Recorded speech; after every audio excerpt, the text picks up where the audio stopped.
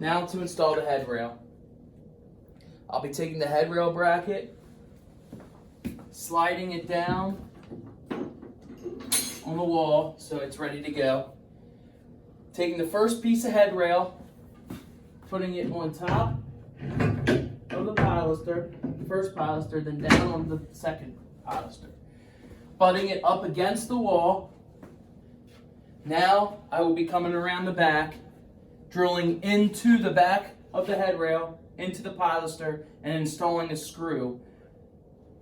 To install the headrail, we will be taking a drill bit, holding the headrail down, centering the drill bit in the middle of the pilaster, drilling through the headrail into the pilaster. Now we will be taking a 3/4 inch screw and fastening it into the headrail, which goes into the pilaster.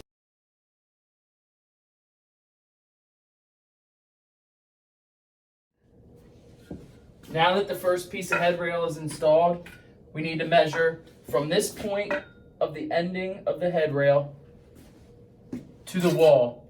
You'll be cutting it out of the headrail they give you. Next, I'll be finishing up the headrail by taking my cut piece to the exact dimension, putting my bracket on top,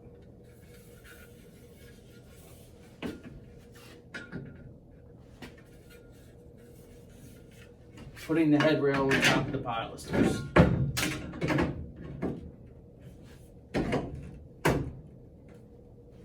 Then I will be screwing from the back of that pilaster into the back of this pilaster to secure the headrail. After that, I'll be installing the headrail brackets on the wall. Good to go.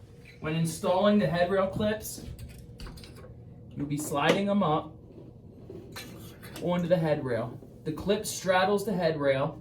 Then you will screw into the wall on each side to secure the bracket to the wall, finishing it up with a sex bolt that runs through the headrail, through the bracket to tighten everything up.